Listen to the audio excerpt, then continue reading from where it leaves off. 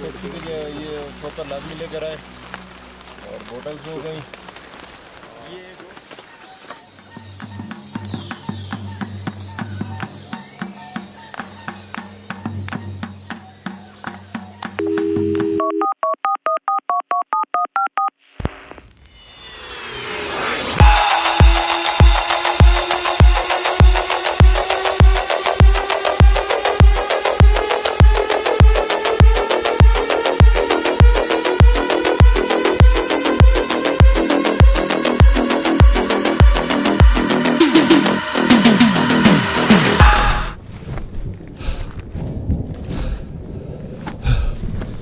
This is the top of Pregal.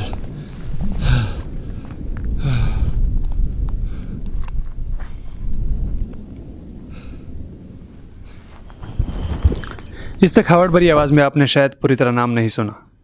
इस पहाड़ का नाम है प्रेगल, जिसकी पहचान उसकी बुलंदी है, जो कि अपनी ऊंचाई की वजह से ऐसे मालूम होता है जैसे हर वक्त आसमान के साथ कोई संजीदा गुफ्तगू कर रहा है।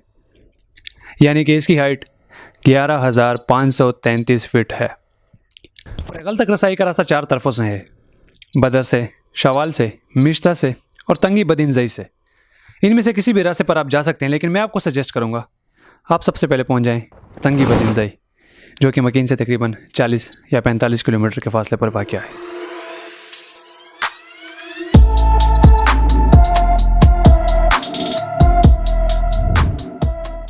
पहले दिन आप प्रेगल का सफ़र शुरू नहीं कर सकते, इसलिए पहले दिन आप तंगी बदिनजई को एक्सप्लोर करें, जिसकी खूबसूरती का कोई मुतबादिल नहीं।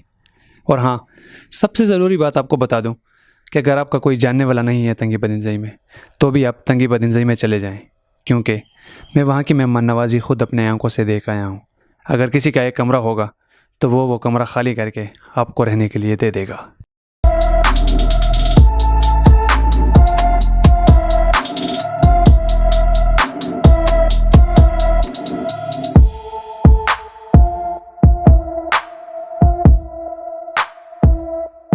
तंगी से प्रेगल तक तकरीबन 9 से 12 घंटों की हाइक है।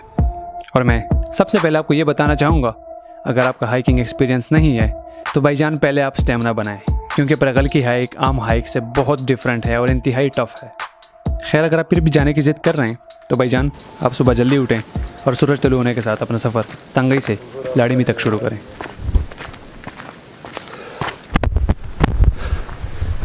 सुबह के 6 बज रहे तो हमने अपना सफ़र जो है ना तंगी गांव से शुरू कर दिया। तो पहला स्टॉप जो हमारा आएगा वो होगा हमारा लाड़ीमा। वहाँ पे चंद सामान लेंगे ज़रूरत का, खाने पीने का, और बाकी जो हमारे यूज़ का होगा सामान लेंगे, फिर सीधा ऊपर ट्रैक शुरू करेंगे।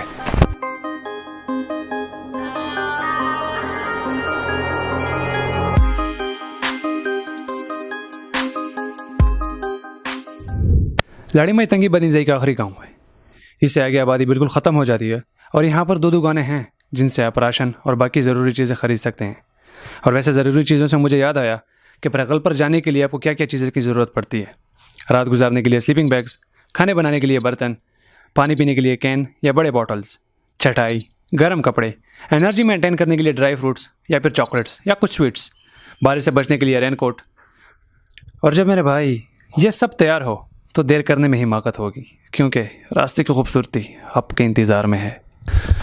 तो भी बज रहे सुबह के 7:30 और सब कुछ लेने के बाद अपना सफ़र हमने जारी किया लाड़ीमी से। और हम टोटल जो है ना 10 बंदे हैं, और इनमें सारे जो है ना ट्रेंड नहीं है, कुछ ट्रेंड है, आदिल और एक दो और मैं भी। इसके अलावा बाकी जितने हैं वो मुझे नए लग रहे हैं। तो अभी एग्जैक्टली श्योर नहीं है हम 8-9 घंटों में पहुँचेंगे या 10-12 घंटों में।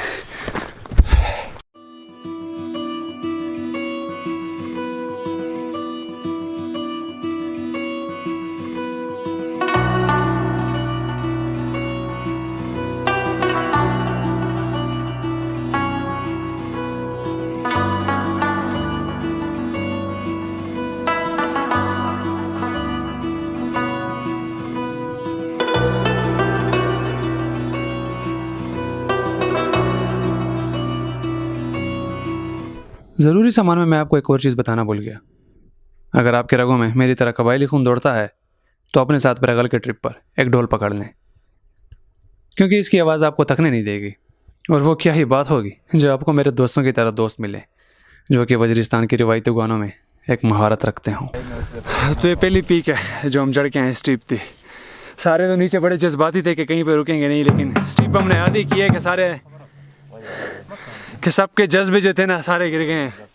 ऑलमोस्ट 10 मिनट्स हो रहे हैं यहीं पे बैठे हुए और कोई नाम नहीं ले रहा जाने का। चलो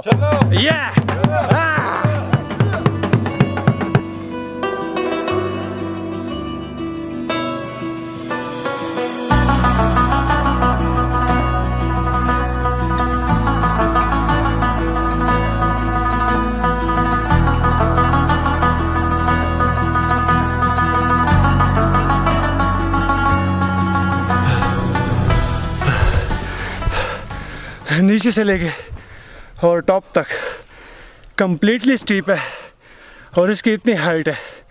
समझ में कितना टाइम लगा, 2-2.5 घंटे लगे सिर्फ इस स्टीप को कवर करने में। बिल्कुल। इसलिए आप अगर आना चाहें तो आपको हम ये मशवरा देंगे, सामान के लिए आप अपने साथ एक गद्दा रखें, गांव से मिल जाएगा। हमने ये गलती की है और कॉन्फिडेंट हो गए।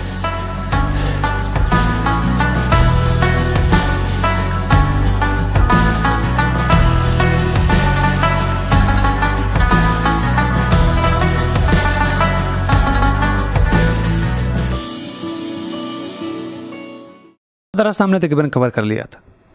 मुख्तलिफ़ किस्म के जंगलों और पहाड़ों को क्रॉस करने के बाद इस जगह पर हमारा क़याम हुआ जहाँ पर पानी बहता है।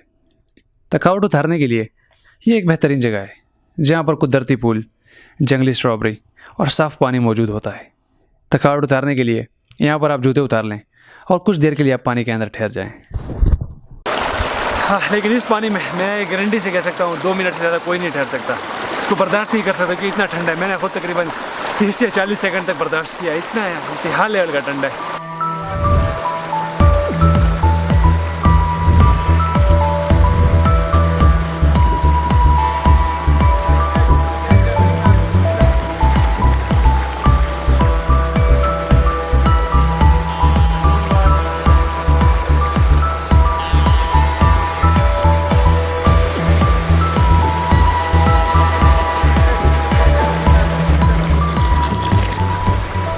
तो हमने तकरीबन आधा घंटा 1 घंटा यहाँ पे रेस्ट किया है। चाय तो बन रही है ऑलरेडी, लेकिन एक ख़तरा की बात हमारे सामने आ गई है। ख़तरे की बात यह है ना कि ऊपर से बादल आ गए। Still we have to hike, तकरीबन 3 से 4 घंटे में ऊपर चढ़ना है।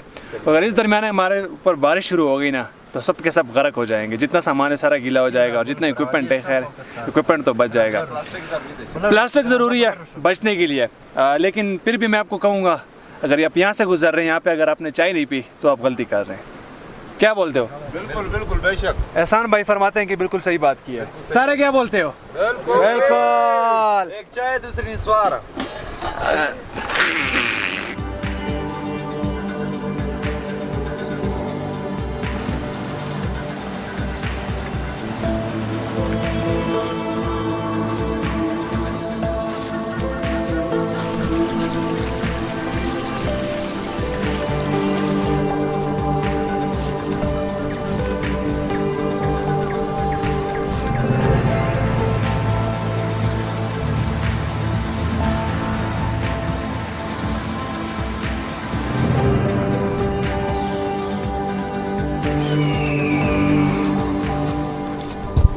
मैंने पहले भी आपको बता दिया था कि प्रगल की हाइक आम हाइक से बहुत मुख्तलिफ है।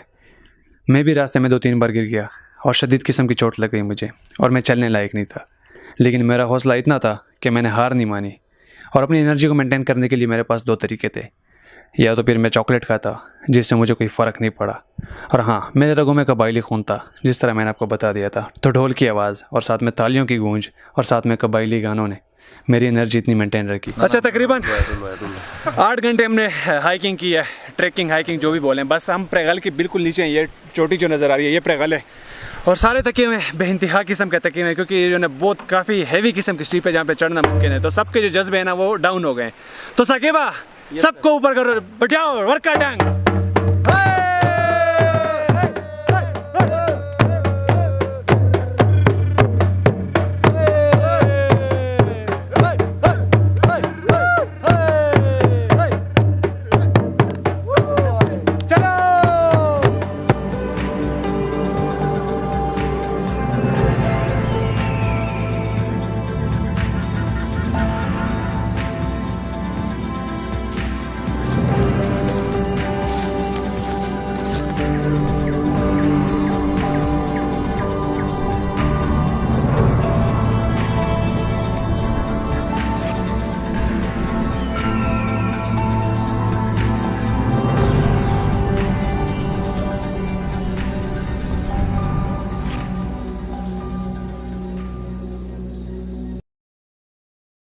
प्रेगल का तो आपने सुना होगा, प्रेगल का, कि हमेशा ये बादलों से ऊपर होता है और बादल इसके नीचे होते हैं।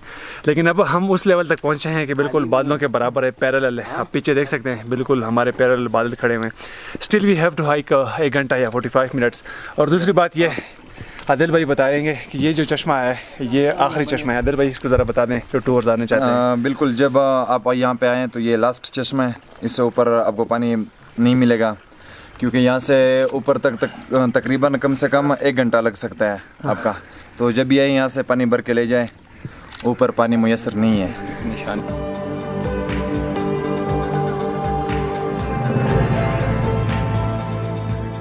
यह है प्रेगल की आखिरी स्टीप, लेकिन ये इंतहाई ख़तरनाक स्टीप है। ये बिल्कुल सीढ़ी की मानंद सीधी है। यहाँ पर बहुत सारे वजूहात आपको नाकाम करने की कोशिश करेंगी। सबसे पहले आपका स्टेमिना बिल्कुल डाउन हो जाएगा। दूसरा, आपकी टांगें काम करना छोड़ देंगी, बादल आपके सर पर आ जाएंगे और बरसना शुरू कर देंगे और रास्ता बिल्कुल गीला हो जाएगा। लेकिन अगर मैं चोट वाली टांगों के साथ भी ऊपर तक जा सकता हूँ, तो आपने किसी भी हाल में हार नहीं माननी और ऊपर टॉप तक हर हाल में पहुँचना है। The clouds are trying to chase us. हमें पकड़ने की कोशिश कर रहे हैं। बादल आप देख रहे हैं हमारे सर के ऊपर हैं, एंड दे सराउंडेड प्रेगल, but whatever they do we have to reach there.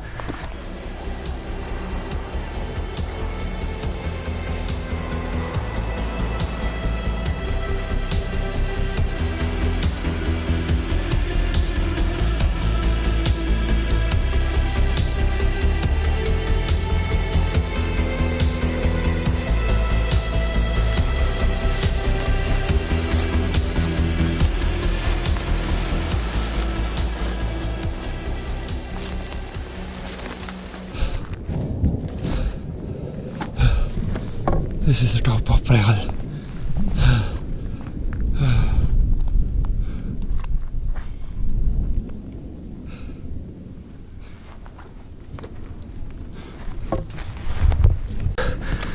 बड़ी मुश्किल के साथ, अगर आप प्रोफेशनल हाई करें ना, तो भी आपके लिए इम्पॉसिबल है कि आप एक फ्लो में प्रेगल के टॉप तक पहुँचें। 9, 10, 11 घंटों के बाद तकरीबन हम यहाँ पे पहुँचे हैं। मैं ख़ुद कितनी हाइकिंग करता हूँ, लेकिन मेरा भी यहाँ पे तेल निकल गया।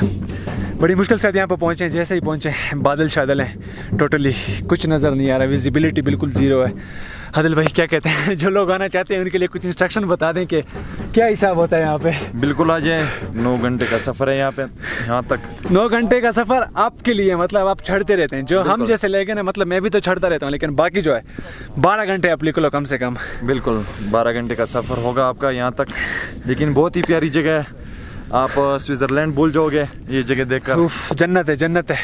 बारिश हो रही है, अंदर जाते हैं, फिर आपको रूम टूर कराते हैं। यहाँ पे एक छोटा सा रूम भी बना हुआ है। पूरे रास्ते में आप पसीने से शराबोर होंगे, बिल्कुल मेरी तरह। लेकिन आप जैसे टॉप पर पहुँचें तो वहाँ पर एक कमरा मौजूद है और साथ में एक किचन भी। आप अंदर जाएँ, फ़ौरन चाय पिएँ और कुछ देर के लिए रेस्ट करें। और जब आपकी एनर्जी बराबर हो जाए तो गर्म कपड़े पहनकर बाहर आएँ, क्योंकि वहाँ पर बहुत तेज़ हवा चलती है। और बाहर आकर आप ये देखें कि 12,000 फीट की ऊंचाई से हमारा जन्नत नज़ीर वज़ीरिस्तान कैसे नज़र आता है। ये बादलों के साथ हम बिल्कुल अटैच, ये बादलें हमारे, हम बादलों से ऊपर हैं बिल्कुल।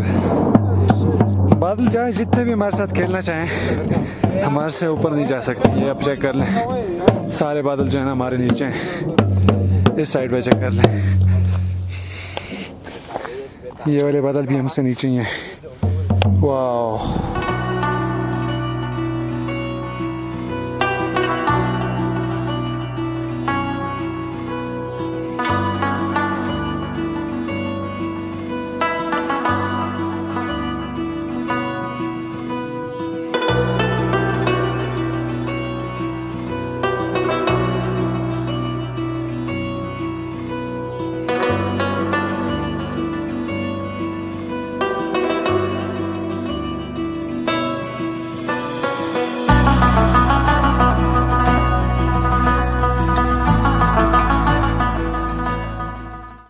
अंधेरा होने से पहले आप कुकिंग के लिए और रात को बोनफायर के लिए लकड़ियाँ जमा कर लें और कुकिंग कर लें। फिर रात को बोनफायर लगाकर 12,000 फीट की ऊंचाई पर बैठकर कड़क चाय का कप लेकर अपने हाथ में रिवायती ढोल और अतण के मज़े लें। और जब आप बिल्कुल थक जाएं और किसी काम के लायक ना रहें, तो बेशक आप बिल्कुल सो सकते हैं, और यार अगर आप बुरा ना माने, मैं भी इजाज़त चाहूँगा, मैं भी थका हूँ, सोना चाहता हूँ मैं। सुबह मुलाकात होगी।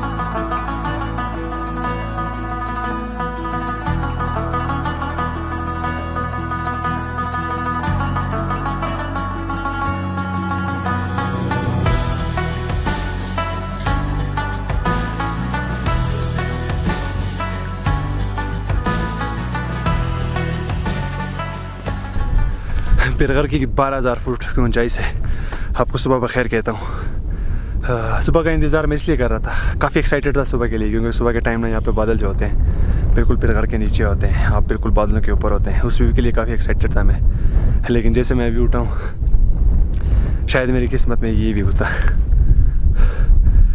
हाँ, डस्ट है हर तरफ, विजिबिलिटी टोटली डाउन है, कुछ नज़र नहीं आ रहा, सिर्फ ये तो सामने वाले पहाड़ी नज़र आ रहे हैं। उम्मीद है कुछ टाइम तक क्लियर हो जाए और व्यू सारा नज़र आने लगे।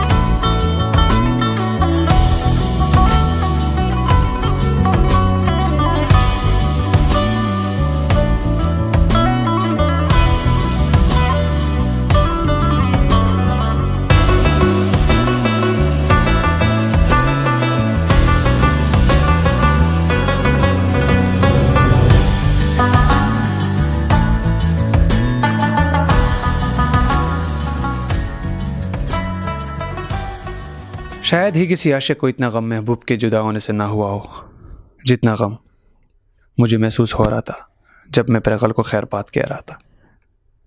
लेकिन मैंने प्रगल से वादा किया कि जल्द ही दूसरी मुलाकात होगी हमारी, इंशाअल्लाह।